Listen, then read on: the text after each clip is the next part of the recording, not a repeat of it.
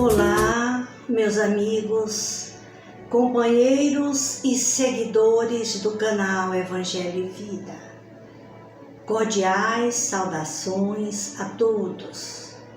Sejam todos bem-vindos à sala virtual Maria de Nazaré.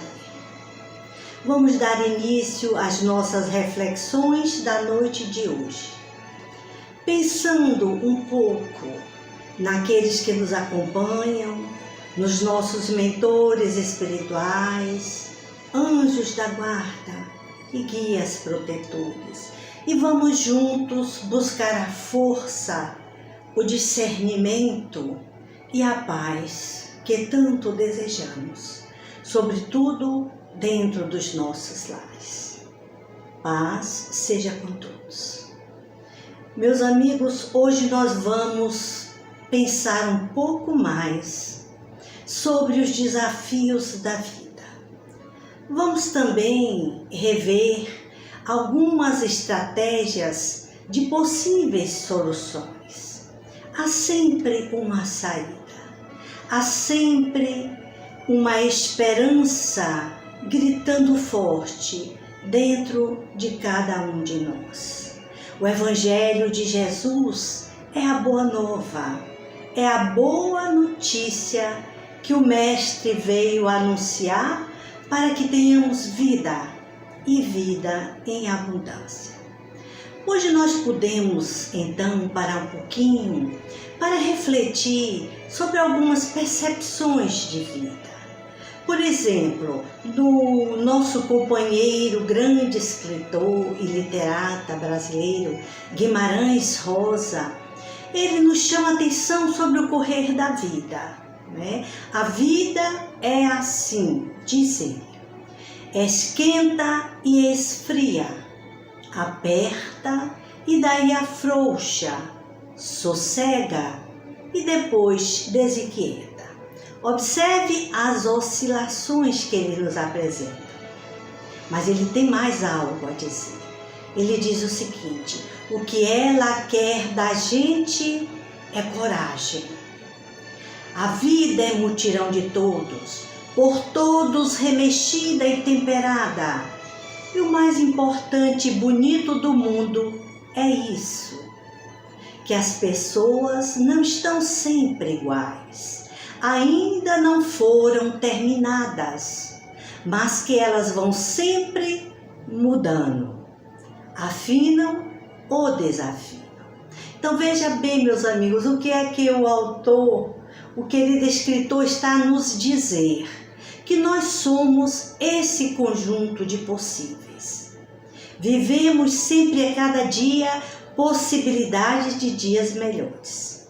Cabe a cada um de nós refletirmos nas nossas atitudes, nos nossos pensamentos e atos. Então veja bem, mais adiante nós podemos, para iniciar esse nosso trabalho, uma fala de Joana de Ângeles, quando ela se reporta ao processo da evolução. Diz lá, querida mentora, esse processo de evolução, quer dizer, de progresso espiritual, no entanto, é assinalado por desafios cada vez mais graves e significativos, quanto mais se lhe desdobram as faculdades e o discernimento. Viver é um desafio sublime, acrescenta a autora, e realizá-lo com sabedoria é uma bem-aventurança que se encontra à disposição de todo aquele que se resolva decididamente por avançar, auto-superar-se e alcançar a comunhão com Deus. Ah, mas como é difícil, né, meus amigos? A gente fala assim, comunhão com Deus. Ah, meu Deus, lá vem Deus de novo. Nós nem sequer aprendemos a conceber, a termos uma ideia mais clara de Deus. E geralmente confundimos com a nossa vida física. Então vamos colocando braços em Deus, o colinho de Deus, não é isso? As mãos de Deus, quando Deus é essa ideia maior, essa inteligência suprema que governa todos os universos. Pensemos assim e entreguemos para Deus. E essa comunhão vai lentamente, segundo a percepção, veja bem, a percepção e o ritmo de cada um, e a aceitação de cada um. Então, mas para tanto, nós vamos precisar neste momento, nos reportando, é claro, ao poder divino, à sabedoria divina, conscientes de que estamos sobre esta tutoria magistral, que é Deus em nós, que é Deus em nossas consciências. Vamos repensar um pouco o nosso momento existencial. Vocês já pararam, meus amigos, para pensar nos acontecimentos do planeta, nesse nosso momento existencial? O que é que vocês estão percebendo? Não sei se vocês concordam, mas a gente observa uma confusão muito grande, uma crise forte, bem forte. Veja bem, crise de valores espirituais, morais. Não é uma crise isolada, uma crise econômica, ou uma crise política, ou uma crise religiosa. Não, muitas destas crises nós, a humanidade, já vivemos. Estamos aqui, né, vivos, inteiros, né, graças à sabedoria divina. Mas o que a gente pensa é que é uma crise na fé, na cultura também e no modelo econômico. Mas veja bem, que crise seria esta? Ora, uma crise que é um momento que a gente já não sabe mais o que fazer. Todos os nossos detonadores psíquicos estão sendo acionados. E a gente se pergunta, mas meu Deus, será que nós estamos regredindo? Será que o mundo está pior? Há alguns até que dizem que o mundo vai se acabar, que é o fim do mundo, não é isso? E a gente fica nessa expectativa ansiosa. E o que é que ocorre? Geralmente nós somos também enganados e nos deixamos enganar. Mas diante desta vivência, deste momento de crise, vamos ver o que é que nos ensina a filosofia espírita. Diz lá o professor Hippolyte Léon Denisard, fazendo perguntas aos espíritos sábios e esclarecedores, a equipe do Consolador. Então ele diz, por que quando analisamos a história humana, temos a impressão de que, ao menos do ponto de vista moral, ao invés de avançar, recuamos? Não é assim que está dizendo? Pô, será que nós recuamos? Então veja bem qual é a resposta. Engana-se. Se observares bem, parece que a humanidade avança, mas às vezes é necessário que o mal chegue ao extremo. Observe, que o mal chegue ao extremo para que o homem sinta a necessidade do bem e das reformas. Observaram aqui? Há de se ter um grande choque anímico nas multidões, no grande povaréu. Não é só aqui e ali isoladamente. É um choque no progresso espiritual. É um alerta muito grande na nossa maneira de ser, de encaminhar a vida e de muitas vezes aceitar o que está aí de uma forma tão displicente, né? Tão natural. Diz, deixa para lá, vamos deixar Deus com o seu mundo. Não sei se vocês já ouviram, vamos deixar Deus com o seu mundo. E o Deus em nós, e o Deus que em nós habita, e a nossa consciência de valor, e não dizemos nada. Vocês já observaram, não é só no Brasil, é no mundo inteiro. Leis para que se efetive o abortamento, a matança de crianças.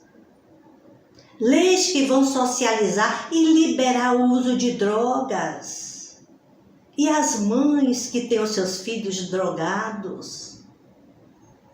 No mundo do crime, num caminho muitas vezes sem volta, sem retorno, onde estão essas almas tocadas, movidas pela esperança, mas pela garra da luta por dias melhores. Onde estamos todos nós famílias e habitantes do planeta.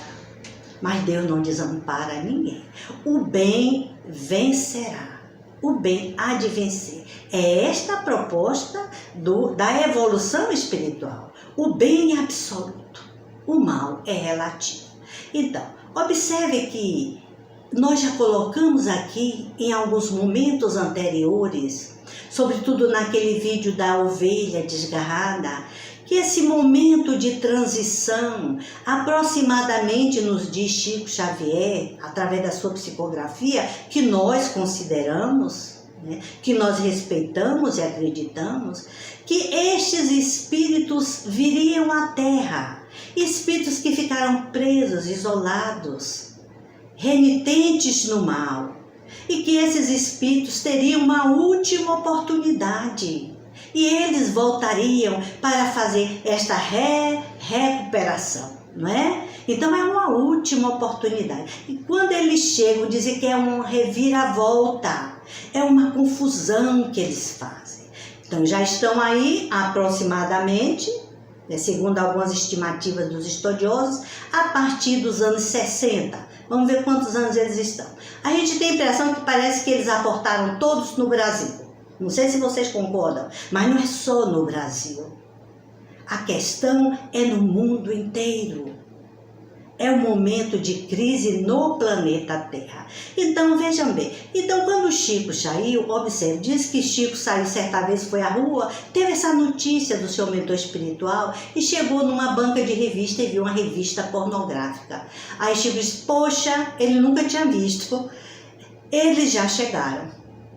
Não é que eles chegaram, e chegaram, estão chegando com tanta força, porque segundo as informações espirituais, esses espíritos em sua grande maioria, com maior gravidade, são aqueles espíritos ligados à área sexual. E eu não sei se vocês observaram, meus amigos, quanta onda de desvalorização em torno da mulher, em torno da infância, em torno da educação no mundo. Não estamos falando só de Brasil, não é? Então, quantas musiquinhas sem eira nem beira, é uma nota só, é aquela repetição. Então, falta-nos qualidade literária, falta-nos valores, falta-nos poesia. E elas existem, elas estão aí, mas não estão sendo socializadas. Onde é que nós vamos pegar o Guimarães Rosa para fazer um jovem, ou convencer um jovem para ler um Guimarães Rosa, um Rui Barbosa, a poesia de um Olavo Bilac, a música dos grandes intelectuais do Brasil? Parece que tudo ficou lá bem baixo, fecharam lá numa mala, botaram peso em cima. E nós ficamos aqui nesse conflito espiritual. Então nós precisamos ver que é desafio, e é muito desafio que nós estamos vivendo. É muito desafio, meus amigos. Não é pouca coisa, não. E precisamos começar a fazer esse trabalho de vivenciar o desafio dentro dos nossos lares. É aqui, nesta nossa oficina de trabalho, que nós vamos educar, que nós vamos implantar e vivenciar valores cristãos, valores morais, não importa qual é, nem qual seja a sua opção religiosa. Não é isso? Então, nós pensamos que podemos começar por aí. Então, quais são os grandes desafios da vida? Já que estamos nesse lufa-lufa com ideias desrespeitosas. Leis que chegam, por exemplo, para inclusive oficializar mesmo, regimentar a união de pais com filhos. Estão sendo votadas. E aí tem gente, eu nem quero ler. É tanta coisa horrível que eu prefiro não ver. Não, é preciso que nós aprendamos a ver, para avaliar, para se cuidar. Porque quando acontece lá fora, está lá fora. Mas de repente chega no nosso meio familiar e de amigos, e o que é que nós vamos fazer? Achar que é isso mesmo? achar que é por aí e que Deus vai dar conta do recado, porque o mundo é de Deus, mas nós não somos filhos do dono do mundo, mas nós não somos filhos, princípios inteligentes dessa inteligência suprema que é Deus em nós. Então nós precisamos começar já a trabalhar em regime de cocriação com Deus. Porque Deus nos pede essa parceria e de Deus nos libera para essa parceria. Então nós vamos ver aqui as 4 nobres verdades segundo o budismo.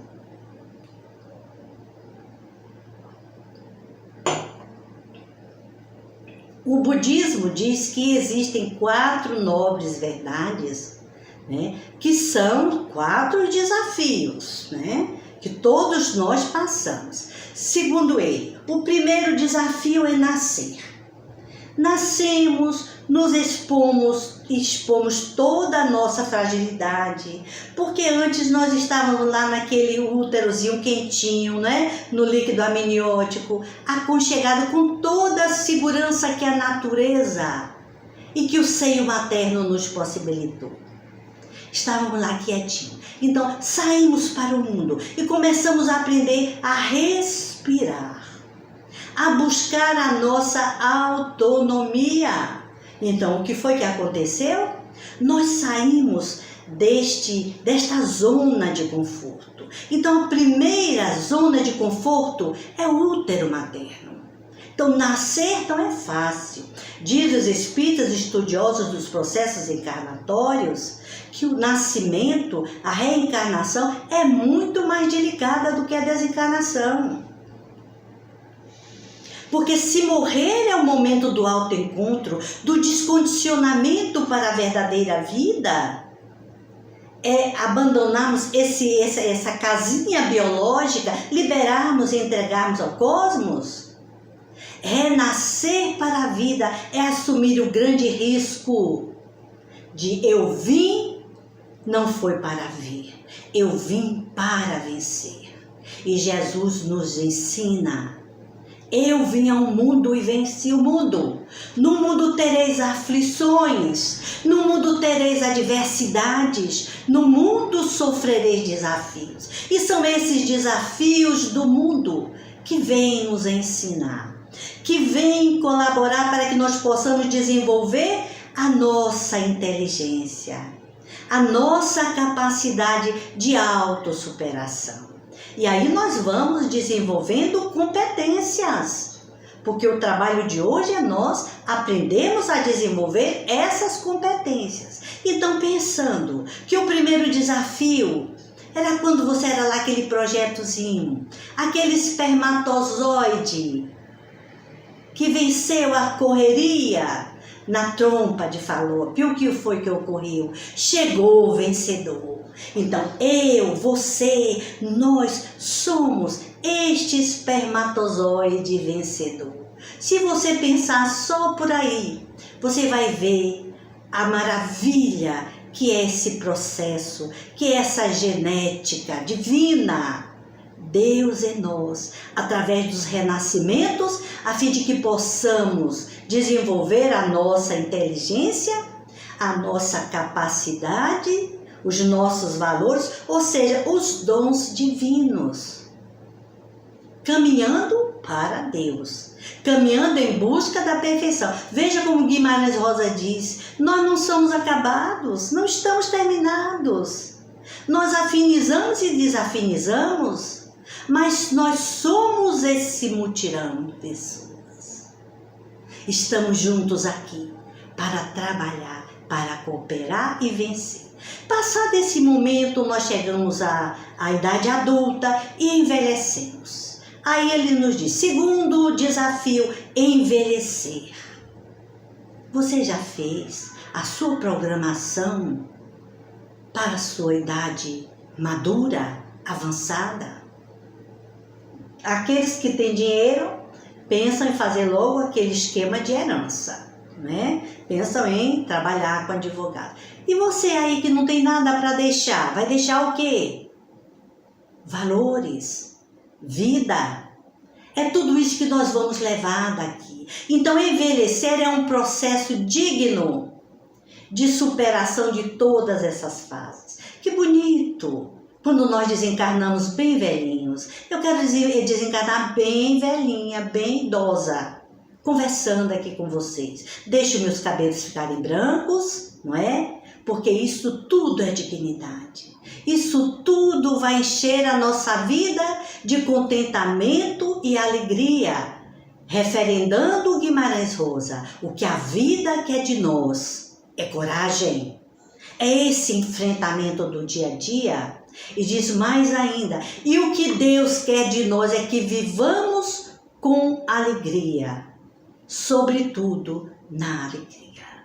Observe que este jovem, este senhor, que nós pensamos que é um senhor comum, ele não precisa ser sacerdote, ele não precisa ostentar uma crença religiosa. Olha que verdades eternas Guimarães Rosa traz para todos nós, né? Vamos começar a iniciar nossos filhos para ler os grandes poetas, os grandes romancistas, para aprender a ver a história do nosso Brasil, da nossa pátria, da nossa terra.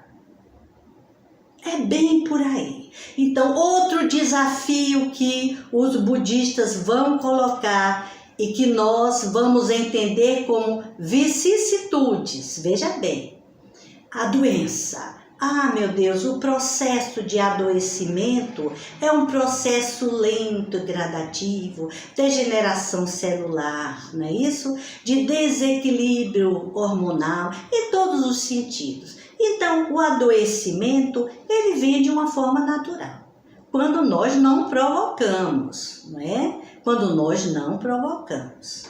O adoecimento, então, traz grandes dificuldades e nos coloca, muitas vezes, numa situação de dependência. Olha o desafio, olha outro grande desafio.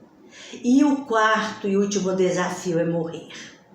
Então, morrer não é o fim.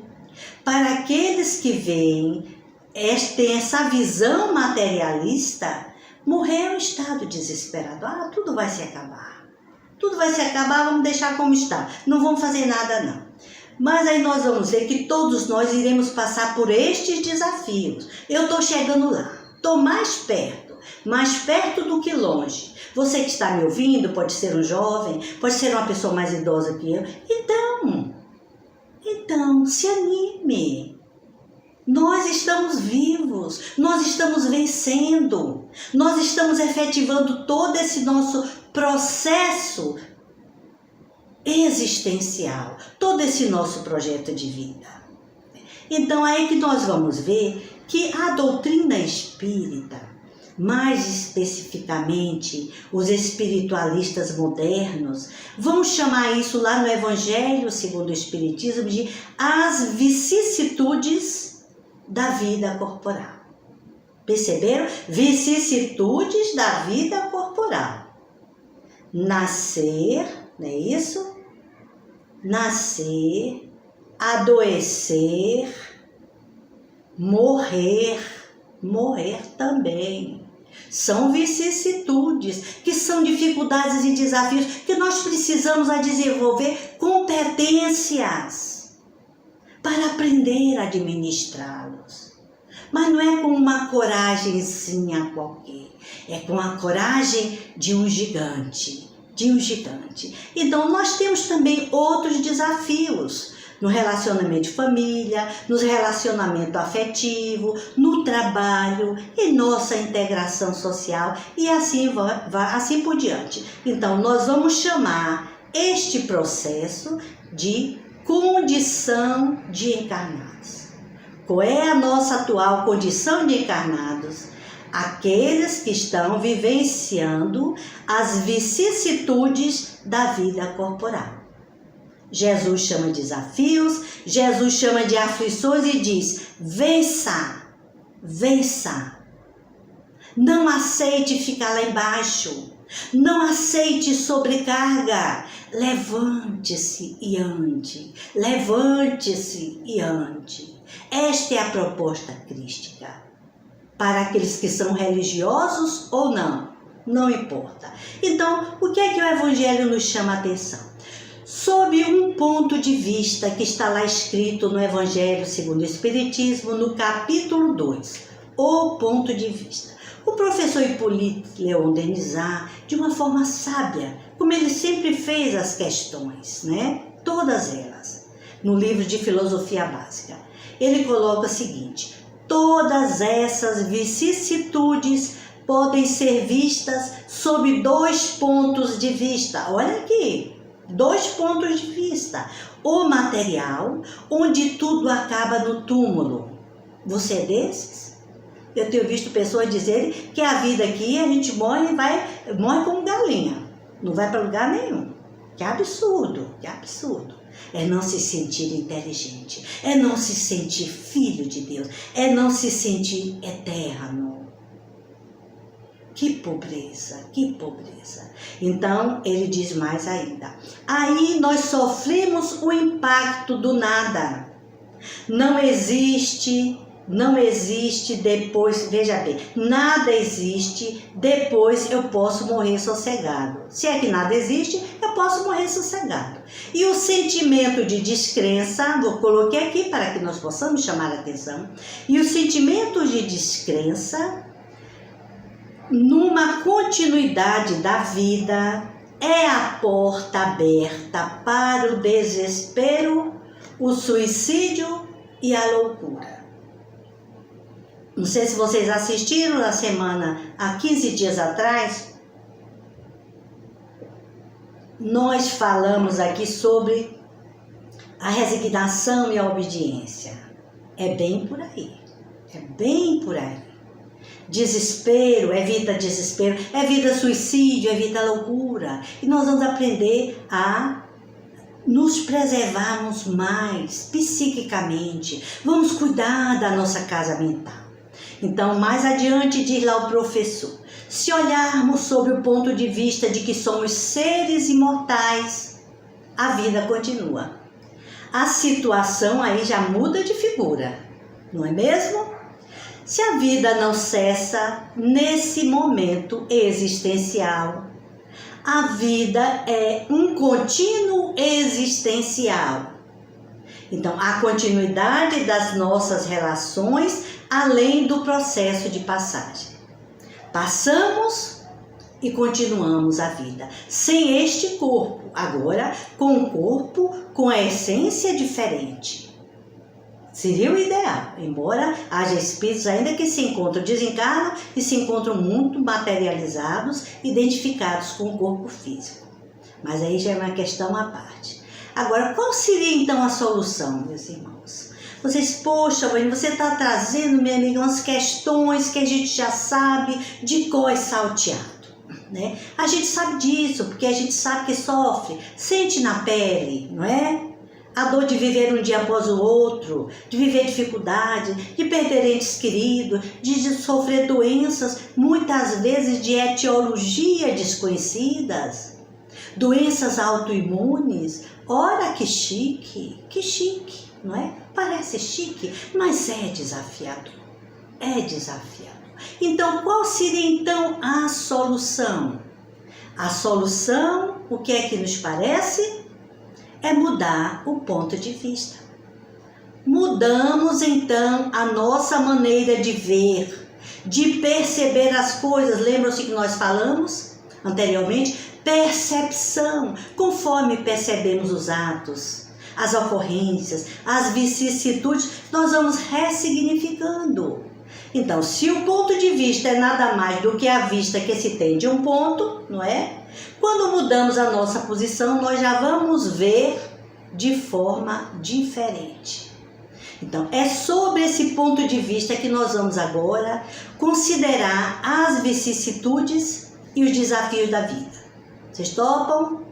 Vamos então seguir nessa linha, nesse ponto de vista, que a vida continua. E vamos agora ressignificar e vamos desenvolver toda essa nossa competência para vivermos melhor. Para vivermos melhor. Então, e aqui entra o ponto de vista consolador, que é ver a vida sob um novo olhar. O olhar reflexivo de quem está equivocado. Vocês já pensaram nisso? Que nós vivemos equivocados? Nós não somos pessoas más, não, meus amigos. Errou não é maldade errar, é equívoco e é passageiro. Erro é ignorância do certo, do correto. O mal é ignorância da existência do bem. O mal não é a ausência do bem. Que negócio é esse? Né? O mal é a ignorância dessa positividade, desse bem que é absoluto, que é a lei de Deus. Então precisamos fazer o quê? Um movimento de dentro para fora. Movimentar por dentro. O que é que vai acontecer quando nós movimentamos por dentro? É que nós estamos diante de um infinito de possibilidades. Terminou o casamento, terminou o relacionamento, se prepare, modifique esses esquemas comportamentais, o que não estava bem, e se prepare para novos relacionamentos. Gente nova entrando na sua vida. Mas para isso, nós vamos ter que mudar também essa nossa energia de contaminação, de atração. O que é que não está bem em nós, que precisa mudar para que eu possa atrair situações magnéticas de igual valor? Em que eu preciso melhorar? Meu Deus! Aí fale com Deus na sua consciência. Fale diretamente com Deus. Aí nós vamos desenvolver o quê? As competências. A calma. Outra competência, a paciência e a tolerância. Outra grande competência, a esperança. Esperança não do verbo esperar, porque não vamos ficar esperando sentado. Esperança do verbo esperançar, como nos ensinam os filósofos modernos, não é? Do verbo esperançar. Então, aguardando que outros relacionamentos, outras pessoas, outros filtros afetivos, filtros amorosos, lembram-se que Emmanuel foi que nos ensinou isso. Filtros amorosos entre em nossa vida, melhorando, nos incentivando a viver melhor, a ter força de realização, força para seguir adiante. Então, esperar com esperança, esperançar com calma, esperançar com paciência. Mudar o ponto de vista, então, meus amigos, é encarar esses desafios da vida como experiências de aprendizado. Então, não são castigos. Ninguém está aqui punindo ninguém. Nem você vai agora ficar se autopunindo. O que é isso? Tem gente que está aí se auto-sabotando. Que coisa feia! Isso é ignorância do conhecimento de si. Olha a pressa nesse autoconhecimento, não é? Então, tudo é experiência de aprendizado. Tudo isso acontece para quê? Para sairmos mais fortes, mais inteligentes. E a partir de então, o que é que vai acontecer? Nós vamos escolher melhores os nossos relacionamentos. Nós vamos escolher melhor as pessoas que devem e que vão permanecer ao nosso lado. Nós vamos a desenvolver também, além da competência de escolha, a competência da tomada de melhor decisões em nossa vida. Viu quanta competência nós podemos desenvolver? Porque sempre que nos chegam provas rudes, dolorosas, que Deus confia em nós. Filhos difíceis, é porque Deus confia na competência das mães. Esposos difíceis, é porque Deus confia na competência das esposas ou vice-versa. E aí vão desenvolvendo, trabalhando os possíveis relacionamentos, não é? O que é possível continuar. Então nós vamos ver que é preciso aprender mais sobre o ser humano, a condição do ser humano e sobre nós mesmos. E aí nós vamos ver que ter mais prudência, mais sabedoria e fazendo o quê? Quem se lembra daquele projetozinho lá no útero materno? Quem se lembra? Sairmos da zona de conforto. Ai, que gostosinho, tá tudo tão quentinho por aí. Lá fora está tão frio, lá fora os ventos sopram fortes e eu tenho medo da tempestade. E eu tenho medo dos trovões, e eu tenho medo dos relâmpagos, quando a natureza se manifesta e nós permanecemos como crianças imaturas, acalentando medos e medos que não são razoáveis, que podem ser redefinidos, redimensionados. É como minha mãe dizia quando era pequena: ai, minha mãe, olha que barulho, a trovoada. Aí que a sabedoria dos idosos dizia: não, minha filha, é São Pedro que está arrastando o couro. É São Pedro arrastando o couro, tá vendo? Olha que coisa linda. Uma forma de falar, né? Mas de acalmar o coração da criança que está ensaiando o medo do desconhecido. Não precisamos ter medo. Vamos aceitar para que a gente possa administrar. Então aqui está a lógica da vida física. Como diz, né, as vicissitudes do mundo corporal e como diz Guimarães Rosa, esquenta e esfria, aperta e afrouxa, sossega e desinquieta. Olha que vida danada, olha que viver bonito, com movimento. Tudo está acontecendo. Não seria monótono demais e triste se tudo tivesse parado? Não é? Se nós não tivéssemos desafios, como é que nós iríamos nos movimentar? Eu gosto de desafio, eu gosto. Não sei se você gosta, mas eu gosto. E quando eu me sinto desafiada, eu vou para cima e para o alto, aceitando com coragem o desafio. Aceitando com coragem o desafio. Então, aprendendo mais, nós vamos desenvolver o que o autor nos orienta, o que os espíritos amigos nos orientam. E o que Deus quer de nós e o que a vida quer de nós. Coragem. A coragem de viver o enfrentamento necessário. Todo dia, um dia após o outro, um dia após o outro. Perceberam? E assim, essa mudança do ponto de vista, que é a percepção, observe, tem um impacto profundo sobre os fatos da nossa vida. Quando mudamos o nosso modo de ver, mudamos o nosso comportamento. Mas se queremos sempre ter razão, se queremos sempre estar certos, não vamos mudar nunca. E isso é muito monótono, é muito tedioso. Essa mudança, esse conjunto de possibilidades é a alegria de viver. A vida é movimento, a evolução, o processo evolutivo é um constante movimento.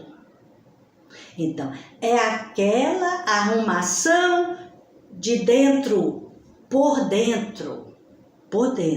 Então, não mudamos os fatos, se não podemos mudar as vicissitudes de nossa vida, né? Nós podemos mudar a forma de encará-los. Então, podemos ainda considerar mais alguns desafios. Esse aqui nós vamos indo para a nossa conversa final. Nesse momento existem desafios maiores, que são comportamentos de dentro, que nós já falamos aqui, que constituem provas e expiações.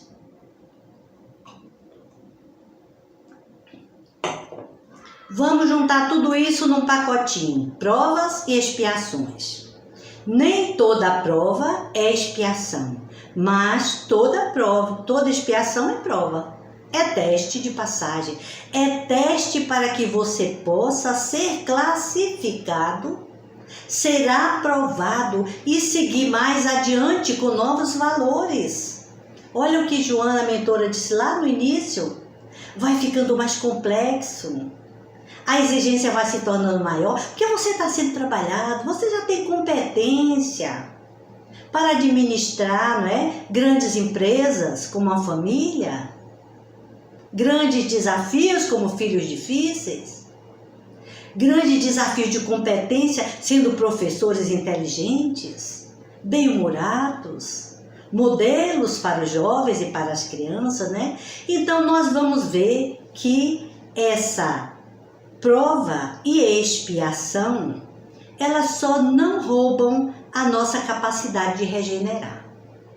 Roubam toda a nossa cota de paciência, de tolerância. Às vezes a gente se sente exausto e diz, eu não vou aguentar, esse daí. E às vezes a gente diz, né, eu já sei que não tem jeito mesmo, não tem jeito mesmo, né?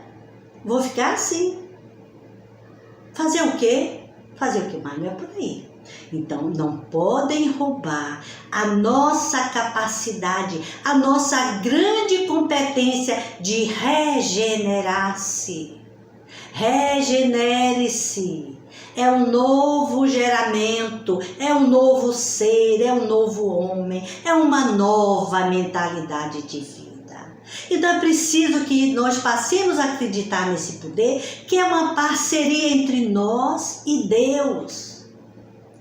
E Deus é esse parceiro divino invisível que está atuando em nós, em mim, em você.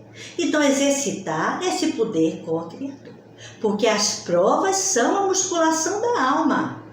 É um exercício avaliativo e reparador. Vem testar a nossa competência, a nossa paciência, a nossa inteligência. Então, atenção, pois, meus amigos, a esses dois movimentos da alma: arrependimento e reparação. Diante das provas, diante das provas, das expiações, diante dos fatos que são desagradáveis, que estão a nos desafiar, o exercício constante da mudança, nós vamos primeiro passar para um arrependimento. É uma atitude interna. Arrepender só não resolve. Ficar só na palavra, dizer eu te perdoo, eu sou arrependido, não vou fazer, mas não é por aí.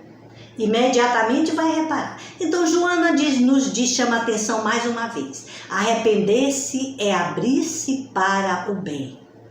Quando descubras que erraste, de imediato recomeça a ação reparadora. Mais adiante, ela nos chama a atenção. Além das palavras que pedem desculpas e perdão, a atitude de recomposição dos danos. Olha, recomposição dos danos. De forma que permaneçam os resultados felizes. É o passo a seguir. Mas, meus amigos, para a gente finalizar essa nossa conversinha de gente grande, eu hoje trouxe para nós uma personalidade, um personagem bastante inspirador. Há muito tempo que eu venho seguindo o rastro desse grande, né, deste grande magnata do cristianismo, esse gigante, né? Eu não tinha numa boa conta, porque dizer que Paulo de Tarso foi simplesmente o perseguidor dos cristãos é pouca coisa. É ser delicado. Não é? É ser evangélico, olha, é um perseguidor, não, um matador em série, um grande intelectual, um burguês que se viu diante da lei, porque estava equivocado. Enquanto os outros, ele perseguiu os que estavam já, tinham encontrado o mestre, ele os perseguia, os matava.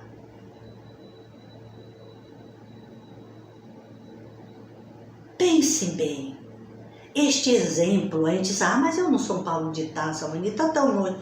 Nós já falamos aqui, nós somos nós. Olha que esses grandes vultos, eles nos dizem, se você está aí, a sua prova é tão pequena, você vai sair de letra. Você vai sair de letra. Então, o que foi que Paulo de Tarso fez? Humildade, resiliência, tolerância. Então, aprendeu o quê? A perdoar-se. Então, aqui nós temos agora uma lição. Qual é a proposta crítica para uma vida equilibrada, então? Qual é a proposta crítica para vencermos os desafios, as vicissitudes corporais, os desafios da vida? Perdoar-se. O auto-perdão. O auto-perdão, como nos diz Roberto Assagioli, é em todos os níveis da consciência, nos pensamentos, nos sentimentos e emoções, nos atos, nos palavras, no cuidado com o corpo, no cuidado com a saúde. Então veja que esse auto-perdão ele vai atuando em todos os níveis da nossa consciência. Foi o que Paulo de Tarso fez. Já pensou se Paulo de Tarso chegasse e dissesse, meu Deus, Jesus, agora eu sou um homem morto, acabado, e se enfiasse na culpa? Já pensou o que aconteceria? E vocês também poderiam pensar, já pensou se Jesus orientasse Paulo e dissesse, desse um mapa da mina para Paulo, né? Disse, olha Paulo, você agora, a partir de agora, não quer me seguir? Você vai sofrer perseguição, você vai ser preso, você vai ser apedrejado, não é? Você vai passar fome, você vai viver de esmolas das pessoas da igreja. Você vai ter alguém que pode até ficar com você. Timóteo, lembram-se de Timóteo? Esse elo afetivo, né?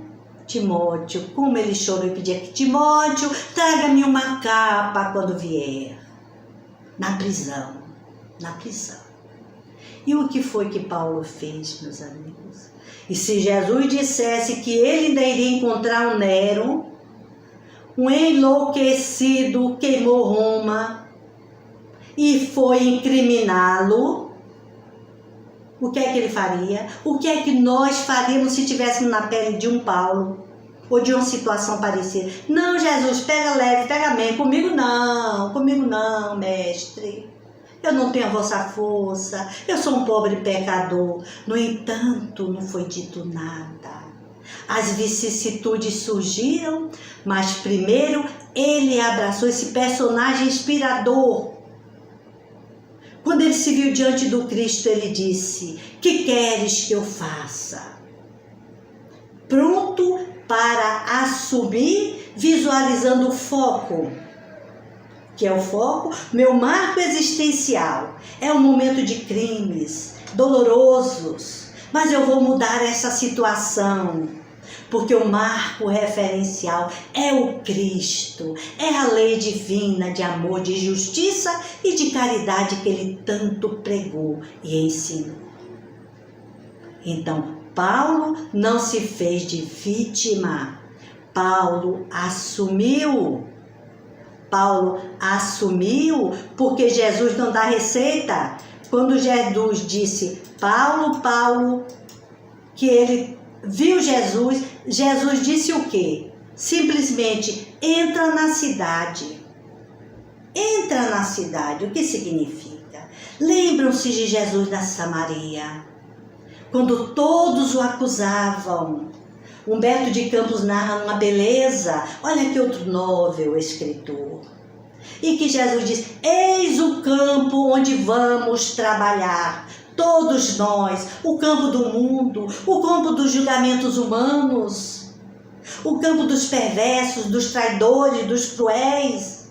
Mas nós estamos em Deus, porque nós temos um foco a alcançar. E isso Paulo de Tarso fez muito bem. Não foi, ele viu que a partir dali não seria um despertamento, num passe de mágica. Levantou a cabeça e voltou a sua consciência para o foco. O grande trabalho a ser realizado. E todos nós podemos dizer, Hoje, sem Paulo de Tarso, nós não estaremos aqui. Eu volto a repetir mais uma vez. Senhor, que queres que eu faça? Entra na cidade. Nós vamos ver Jesus dizer, entra no campo das tuas realizações superiores. E lembra que eu também passei por tudo isso. O teu Cristo, o teu Jesus foi perseguido, foi caluniado, foi crucificado, foi desrespeitado em todas as instâncias e continua até hoje e não abre mão de nós. Esse Cristo nos ama, esse Cristo não esquece de nós e é esse Cristo Consolador que vem nos ajudar para que possamos desenvolver com resolução e força criadora os embates e os desafios da vida, as vicissitudes do mundo corporal. Que Deus nos abençoe, meus amigos, que Deus nos ampare e nos proteja hoje e sempre. Eu agora vos convido, meus irmãos, a fazermos a oração da Santíssima. Hoje eu trouxe uma professora, Nália Franco, ela vai fazer a oração e vocês envolvam nessas energias as pessoas todas que estão em desalinho, desesperadas, depressivas e sofridas. Vamos orar, vamos vibrar em amor, em oração e gratidão.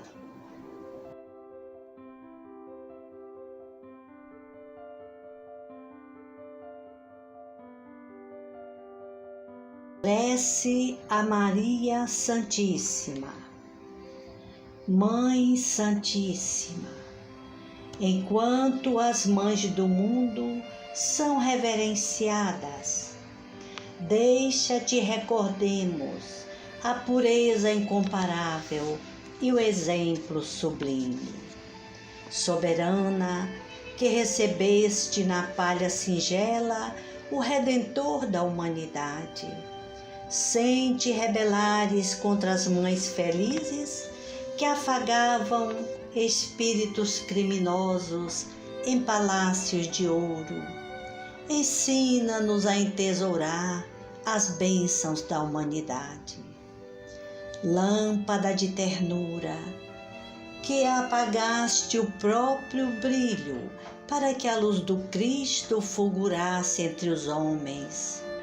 Ajuda-nos a buscar, na construção do bem para os outros, o apoio de nossa própria felicidade. Benfeitora, que te desvelaste incessantemente pelo mensageiro da eterna sabedoria, sofrendo-lhe as dores e compartilhando-lhe as dificuldades, sem qualquer pretensão de furtá-lo aos propósitos de Deus. Auxilia-nos a extirpar do sentimento as raízes do egoísmo e da crueldade, porque tantas vezes tentamos reter na informação e no desespero os corações que mais amamos.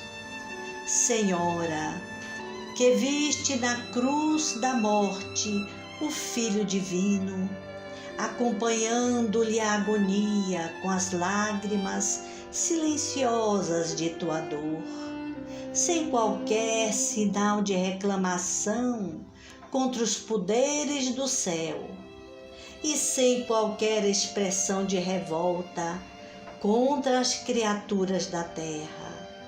Conduze-nos para a fé que redime e para a renúncia que eleva. Missionária, salva-nos do erro. Anjo, estende sobre nós as níveas asas.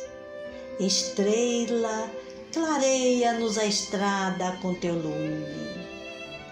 Mãe querida, agasalha-nos a existência em teu manto constelado de amor e que todas nós, mulheres desencarnadas e encarnadas em serviço na terra, possamos repetir diante de Deus a cada dia a tua oração de suprema felicidade.